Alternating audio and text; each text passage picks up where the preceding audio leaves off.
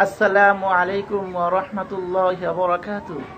সম্মানিত ইসলাম প্রিয় দিনদার পরহেজগার দর্শকবৃন্দ ও শ্রোতা মণ্ডলী, আজকে আমি আমার এই ভিডিওতে এমন একটি আমল এবং এমন একটি দোয়া নিয়ে হাজির হয়েছি, যেই আমলটি করলে এবং যেই দোয়াটি পড়লে শরীরের যে কোনো ব্যথা, যে কোনো অঙ্গের ব্যথা আল্লাহ তাআলা সাথে সাথে দূর করে দিবেন ইনশাআল্লাহ।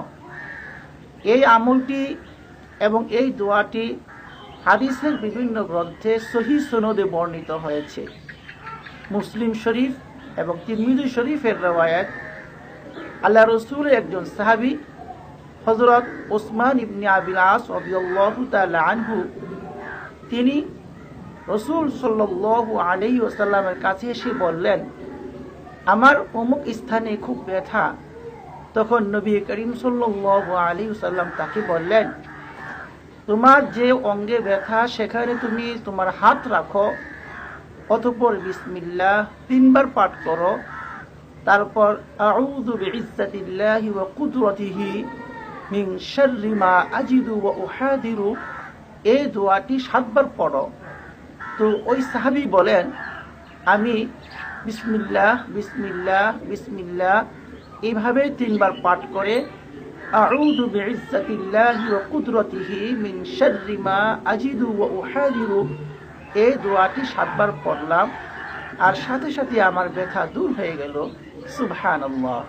তো সুপ্রিয় দর্শক, আসুন আমরাও এই দোয়াটি শিখে নিব এবং যখন আমাদের কোনো ব্যথা হবে, কোনো অঙ্গে আমরা ব্যথা পাবো, তখন আমরা এই দোয়াটি পাঠ করব এবং এই আমলটি করব। তবে শর্ত হলো এই দোয়ার প্রতি পরিপূর্ণ আমাদের ঈমান 100% ইয়াকিন, বিশ্বাস থাকতে হবে, তাহলে এই দোয়ার দ্বারা আমরা ফায়দা পাবো। অন্যথায় আমরা যদি সন্দেহ থাকে, মানে যদি বিশ্বাস না থাকে, তাহলে কিন্তু আমরা ফায়দা পাবো না। এই জন্য আল্লাহ এবং আল্লাহ রসুলের কথা প্রতি আমাদের পরিপূর্ণ বিশ্বাস থাকতে হবে।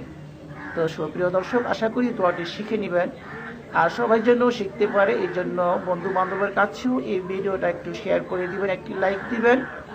আর পরবর্তী দোয়া, আমল ও তদবির পাওয়ার জন্য এই চ্যানেলটি সাবস্ক্রাইব করে পাশের বেল আইকনে ক্লিক করে রাখবেন। সবাই ভালো থাকুন, সুস্থ থাকুন, আমিন। আসসালামু আলাইকুম ওয়া রাহমাতুল্লাহ।